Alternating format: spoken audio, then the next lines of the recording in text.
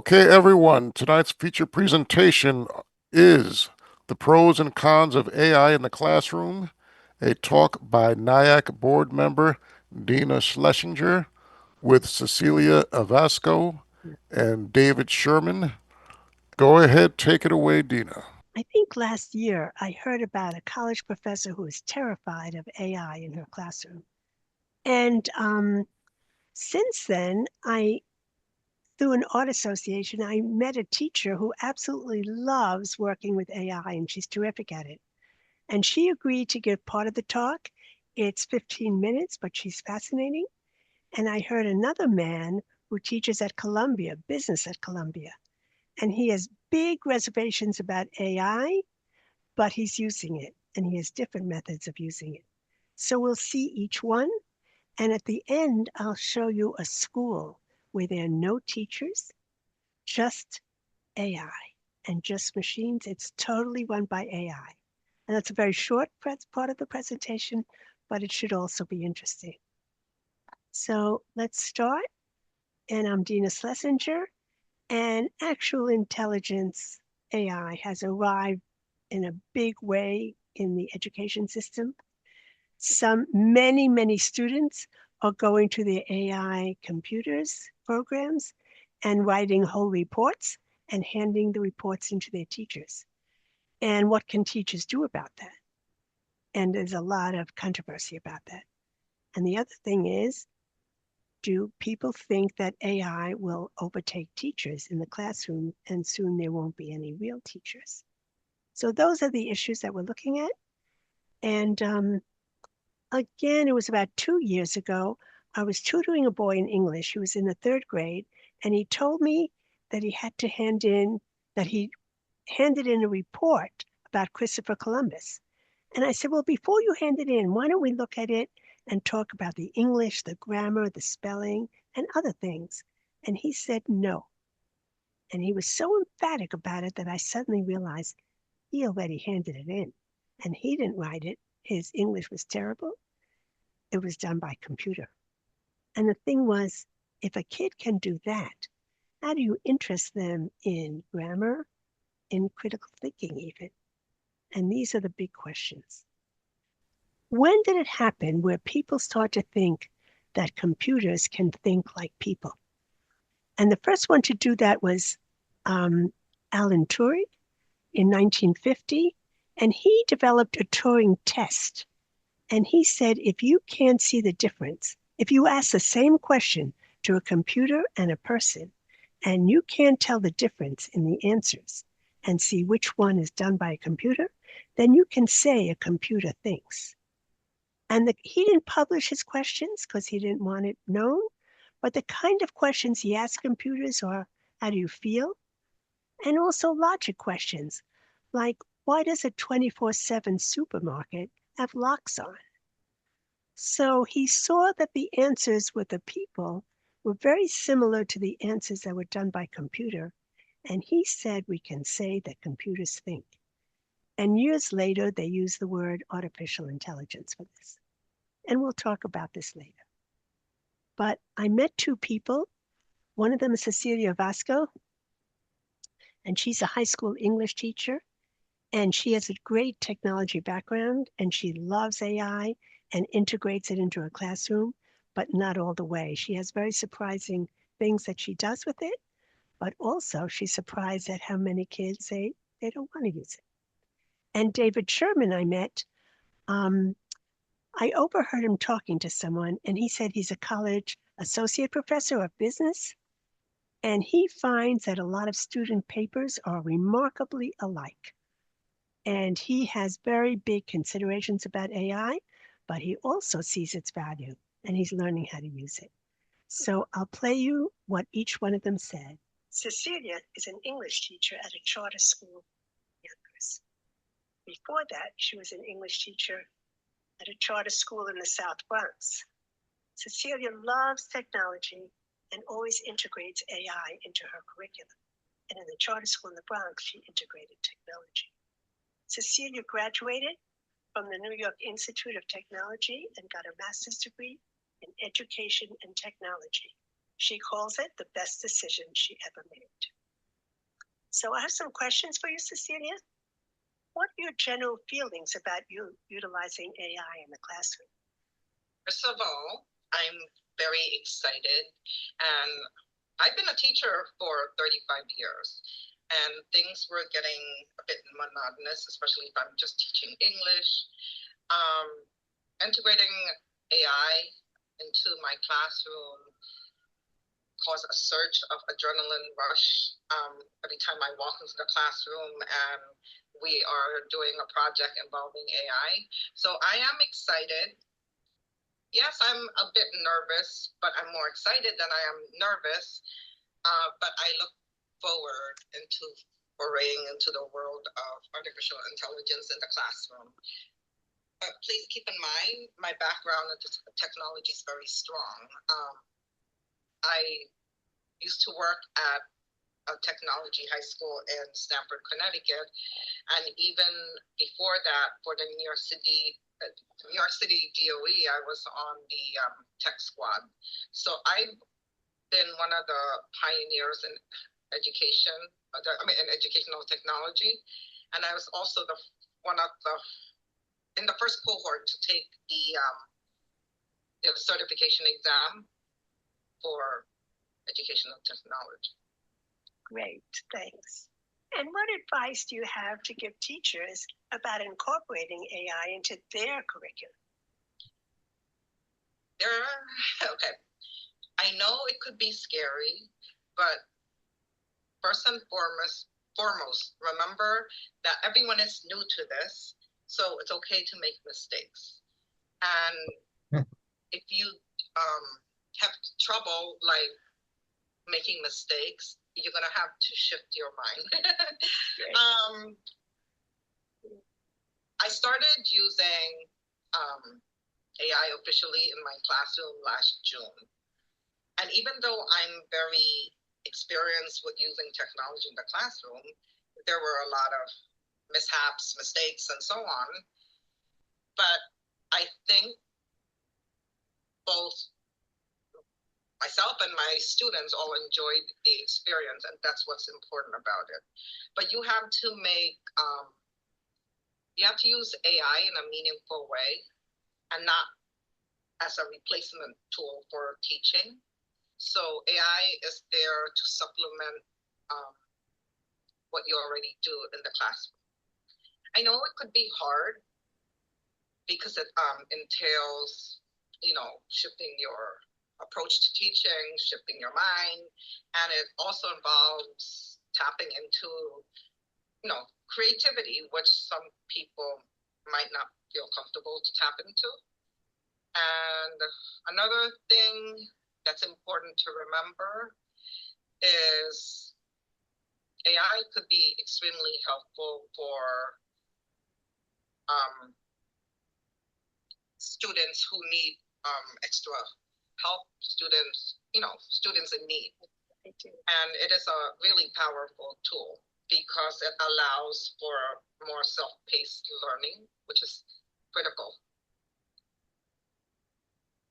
And I can talk further, but I think the next few questions might lend itself to, the answers. Let's say you had to assign a report about the Declaration of Independence. How would you see to it that students aren't relying on AI and just getting AI to do the report for them? Okay. I actually assigned for public speaking an analysis of the Declaration's independence, the propaganda technique, and the appeals. So I allowed my students to use AI, right?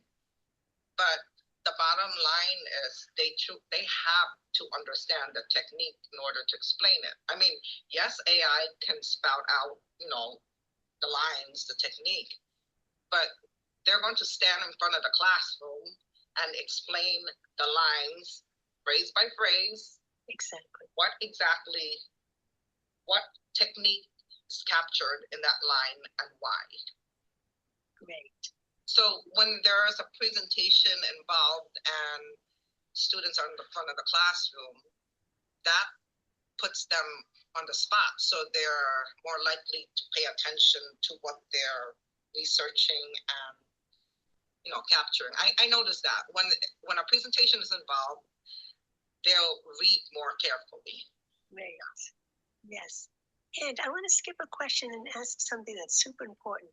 How do you teach kids language arts skills, reading, comprehension, and writing when they have access to AI? Okay, so AI is a supplemental tool, right? They have to learn how to read critically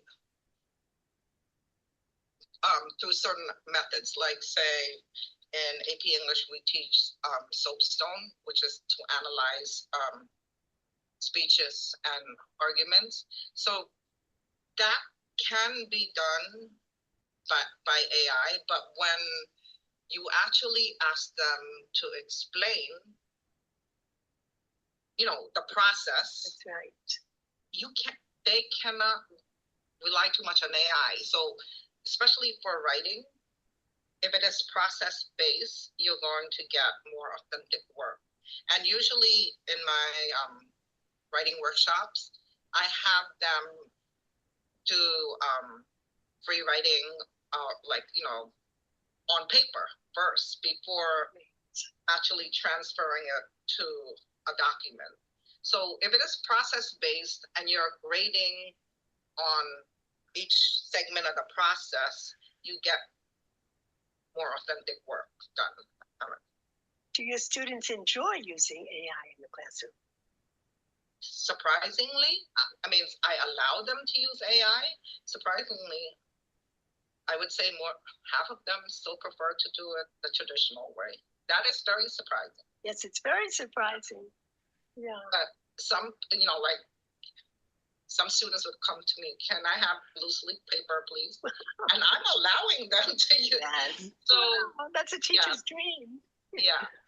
Yeah, great. And I'm not prompting them. I said, you can. No, I know. But first of all, I said that more than perfection, I value authenticity, like something real. I value, and I know what's real and what's not real. Exactly. Yeah. And that's what teachers are facing now. Yeah. They know that they're just handing in reports that they're getting from AI. Yeah. So but in order to make student produce real reports, you have to incorporate prompts that involve them incorporating, something from their everyday life or something that they know personally. Could you give an example?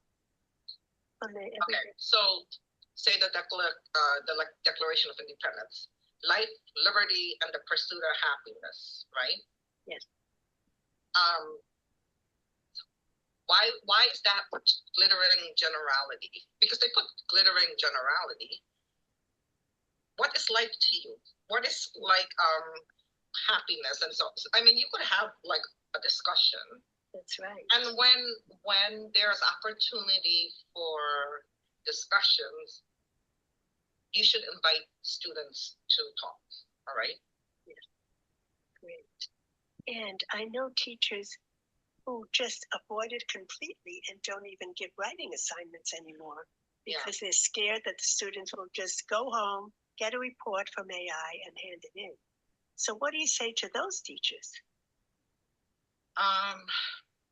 It involves a bit of creativity. You have to tweak your task or assignment so that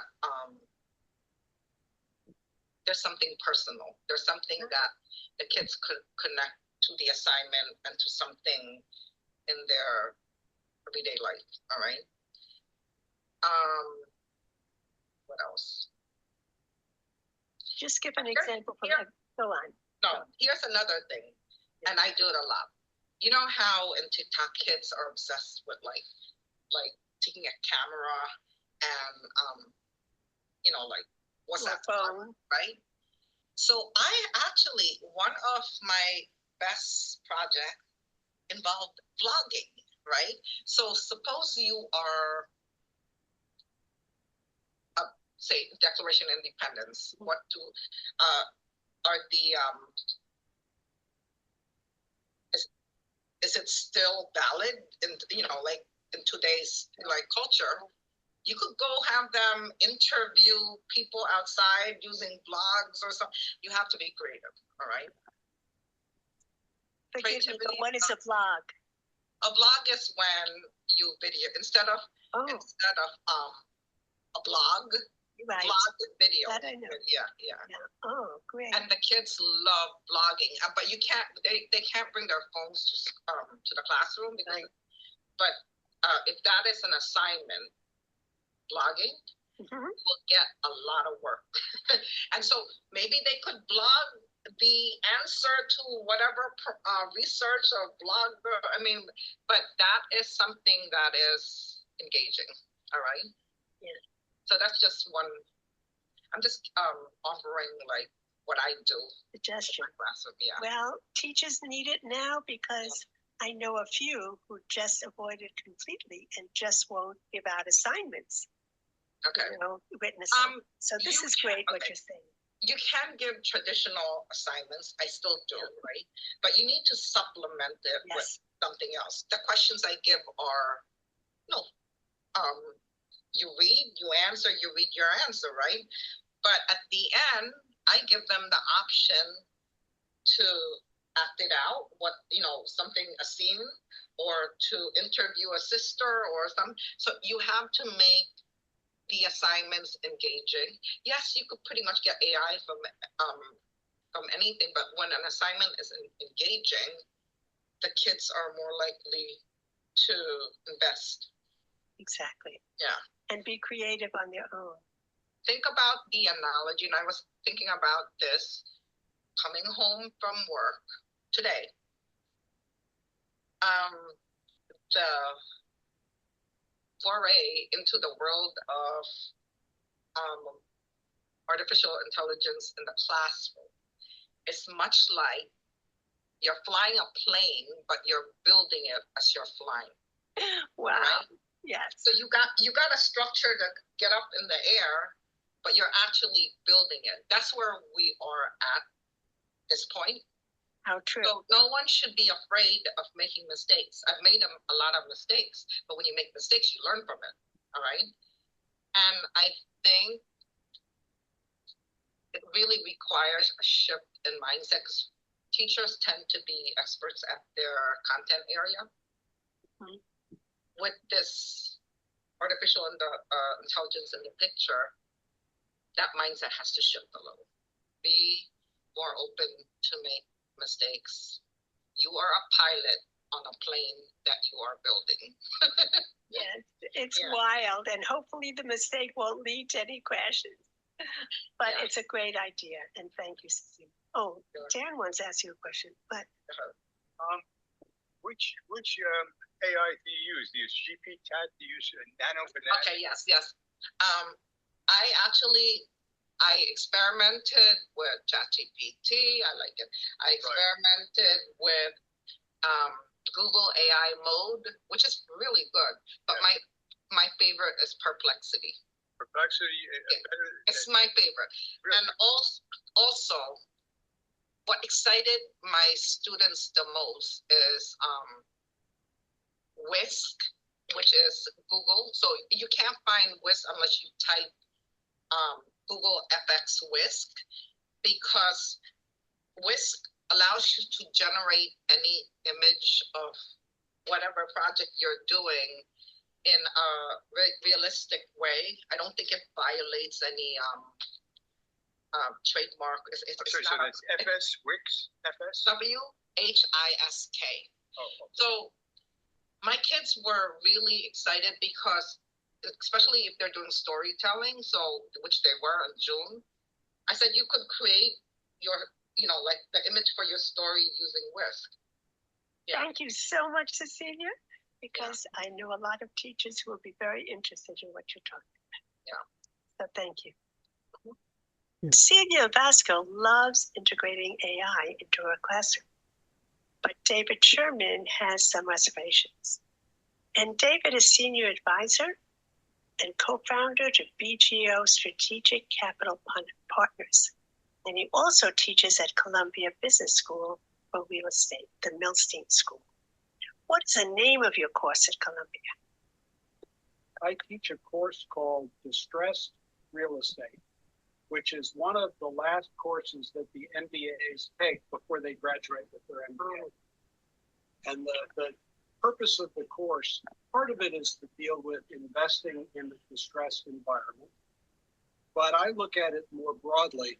For 3 terms out of 4, the students they analyze fairly normal deals. I'm in the real estate business, so they analyze buildings that are full with tenants who are all paying rent on time, things like that, and they have to value them and project the cash flows. In my class, they look at things, what happens when all those, the stability is gone, where the building's half empty, the tenants who are there are fighting, the landlord runs out of money and can't put money into the space to keep it nice. The lender has started foreclosure. Now what do you do? If you're the lender, if you're the owner, if you're the tenant, what action do you take? And how do you analyze your steps? And I get them ready, hopefully, for coming out into the business world. The real world. Yes, where things are messy. That's right. I understand. I don't really understand, but I'm listening. But you know things are messy. Yes, exactly. But you mentioned to me that you thought students were either copying or in part or the whole of their essays with AI. And what tipped you off? What made you think that? Well, what you're referring to as essays are case write-ups. And I give them a case, which is typically 3 to 10 pages that describes a situation. And their job is to do the financial analysis and then make a recommendation. And that recommendation is typically 2 to 3 pages with some supporting numbers that back up how they got to their decisions. And when the students turn them in, this past semester, I only teach 1 time a year in spring, the several of the papers didn't flow like a regular person had written them. They were repetitive. They were really slick, but without a lot of content. And they kind of avoided some of the main principles we taught in class. And it looked to me like somebody had said to the computer, here's a case, write me a paper. And 2 or 3 of the students submitted them, and they were very similar papers, which said to me they used the same AI. Sounds like it. And it's not against the rules at Columbia. The rules at the business school are changing as we speak. Students now, 2 years ago, they were not allowed to use AI. Now they are. They need to flag it in their paper, and the students didn't, so that part wasn't okay. And then the professor has tremendous latitude about the extent to which students are allowed to use AI, anywhere from none to broadly throughout the semester. And I'm in the process now of trying to figure out what my policy is going to be this next semester when I teach. Does Columbia University give an orientation about this and how different professors are dealing with it? I have not found one, and the university is broken up in schools, and the schools tend to govern themselves on a lot of these matters. So the rules that I just said are the business school rules. I don't actually know what the Columbia University or the Columbia College or General Studies or any of them are doing. Okay, you indicated to me some good ideas for how you're going to teach this year to maybe lessen the amount of copying. Before we get into that, let me go through how I think about AI. Good. The pros and cons from the point of view of a teacher and a student. Because AI is just a tool. And like any other tool, it can be very helpful or it can hurt you. And on the helpful side, a lot of our cases require some level of market research, checking into what rents are being paid by similar buildings in that market, Where have properties traded? What are the mortgage rates? All of that requires research. It takes a lot of time to do that research. And there's really no thought. Once the student goes into the computer and says, find the rent, not learning anymore after that. And if AI can do that in 2 minutes instead of 2 hours, that's a really helpful tool for the student. And he's not sacrificing learning to do it. Exactly. The students are also learning how to integrate AI into a normal business analysis, which they're going to have to know when they graduate. And then lastly, I think AI can be extremely helpful in formulating your argument, your bullet points. What are the most important points? How do you express them? How do you summarize your argument? So all of that's good. The problem is we're not in the business of helping our students just be fast. That's not my goal. My goal is for our students to actually understand the material really well.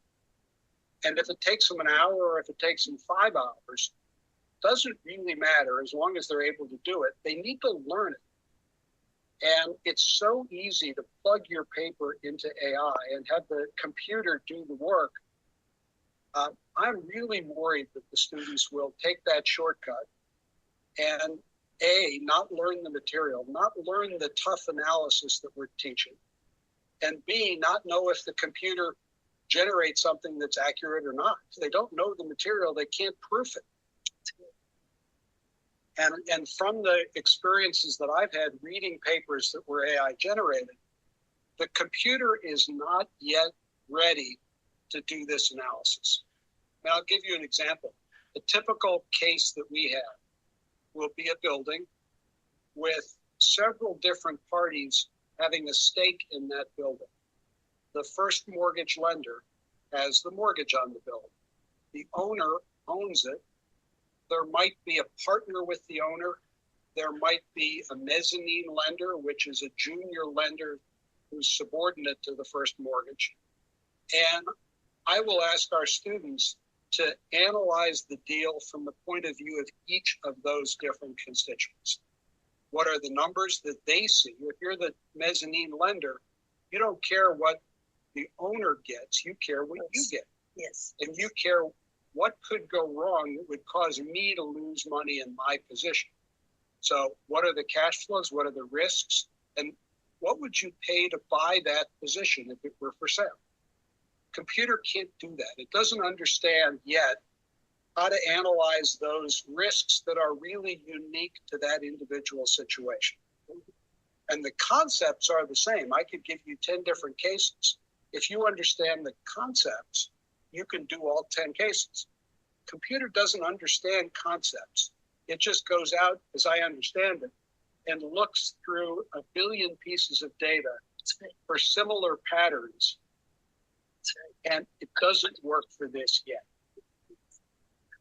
AI is pretty new, and these are new teachers challenges now for teachers, I think, from kindergarten to graduate school. So you're dealing with it, and the most I can say is good luck. But what do you think about AI in general? Do you think it's a good thing, or what do you think? Or mixed bag?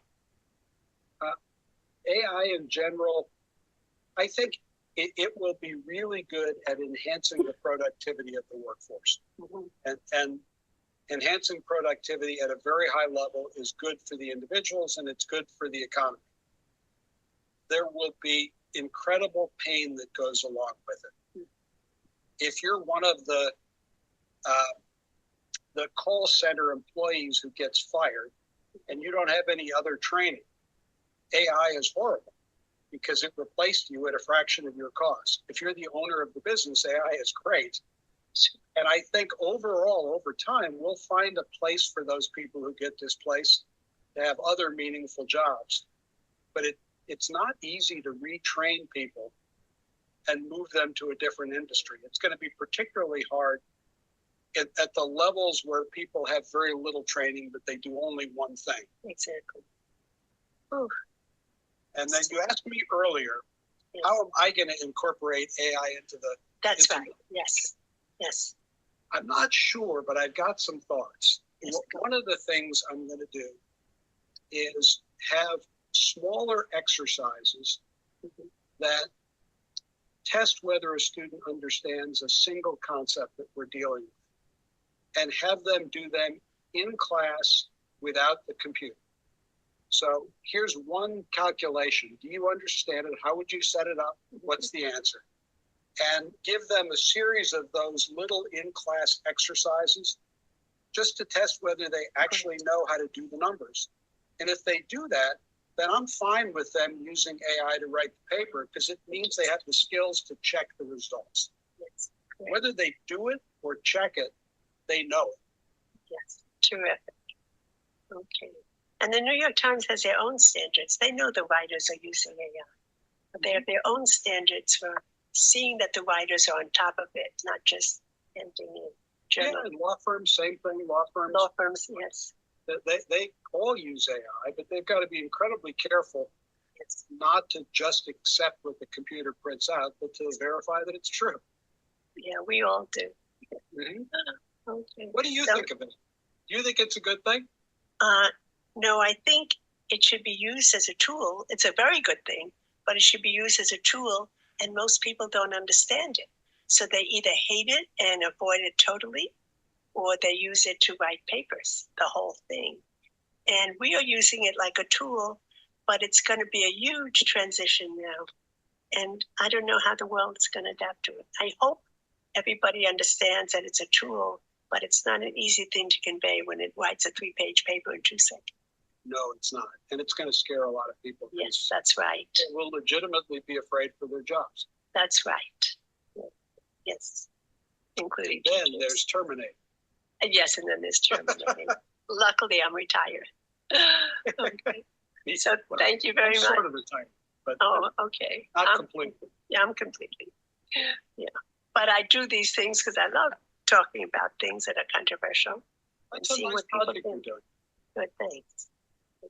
Sorry I can't be on the live version. Yeah, me too.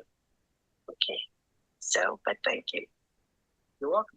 See you soon. See you soon, I hope. Finally, there's schools, mostly in the South and the West Coast, I believe, but they're growing like crazy, called the Alpha Schools. And they are totally run by AI. There are no teachers. Students are pay $40,000 each to go there. And though they expect to lower the amount soon, even to poor people, and there are no teachers, only mentors who are paid $100,000 a year. And this is a man who explains it in about a minute how it works. And kids only go to class for 2 hours a day. This school in Texas just tested it out, and the results might blow your mind because the students didn't just get smarter. They started scoring in the top 2% of the entire country. But this parent said the biggest change wasn't in their kids' academic performance. It was watching his kids go from dreading school to actually loving it. So how does it all work? Well, for about 45 minutes, students learn subjects from an AI tutor. It's completely personalized, so if they understand the lesson, they move on. And if they get stuck, the AI will help them through it. And for the rest of the time, the kids get to do what they actually care about, like work on science experiments, create art, and collaborate on projects with their friends. What's crazy is students are learning so fast that some are completing entire grades in months. But I want to know what you think. If students are learning more and actually enjoying school by using AI, is it time for us to rethink the entire school system? Okay, so that's the question. And this illustration was actually done by AI. I'm not sure which one, but on the left, you see a teacher interacting with her students the old-fashioned way up till now. And on the right side, you see students plugged into their laptops with no communicating with each other or with a teacher. And the question is, even if their scores go up, are we teaching kids how to think and how to relate to each other and how to relate to people? So at MIT, they did a study for 4 months and with ChatGPT users and non-users. And they found a lot more mental activity with people who don't use ChatGPT in their work. But they found that the optimal thing was if you're given a paper or an assignment and you do use your brain for the initial draft and then use ChatGPT or another company's work to help you as a assistant, and then go back and re-edit, you're using your brain optimally. And so let's open this up to, we don't have much time, but I'd like to ask what the audience thinks.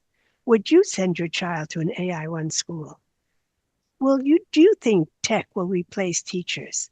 Are more teachers turning to AI? Will some avoid it and go, just avoid it completely? And could AI make us mentally lazy? Do any of you have any thoughts or questions about it? Say, if I had a kid, which I don't, and that's probably a good thing, but if I did and I was sending them to school, I would like them to have some classes that are very AI forward and others that are completely old school. I would really want to see that kind of a mix. Yes, I And bet that's going to happen too. But that's my very opinion, and interesting. now you have heard it. Thank you. Yes, you're welcome. Is there anyone else who feels that way, that you'd like a mix? Yeah, Who's speaking? yeah, that's me, Asa. Oh, Asa, yes. Yeah, yeah. If I had a kid school age, grade school, grammar school, I'd rather have it be a hybrid type of situation. Well, very interesting. Similar to what Steve was talking about, because that the section in your presentation where they were talking about these nearly fully AI schools, Yes, and alpha schools. Yeah. they were talking about how great it was and how much the kids are doing better in their grades and all that. I'm very skeptical. Mm-hmm. I'm very skeptical about how great they say these kids are doing. Well, somebody said, I think it was Brendan, who said, any parent who pays 40,000 for a kid in elementary school probably has a very motivated kid who might excel, with AI. So you don't Okay. know. But Oh, I also read kids said that school is very cliquey, that they favor the richer kids and they give more attention to them. So it's a okay. whole bunch of things like that. Right. Oh, okay. What But what also sorry. hold on a second. Uh, in the beginning section of the presentation, when you spoke to her, I forgot her name offhand. Cecilia. Cecilia, right, Yes. right. And an interesting thing that she said was that the children wanted to use the tactile Yes. uh, portion of their learning. They wanted to use the notebooks. They wanted to use the Yes. paper, Yes. which is Interesting. a good thing. Yes. I That's think right. that's a good thing, Yes. so that you know people don't lose those skills That's right. instead of just relying on the keypad and the AI. That's right. That's great.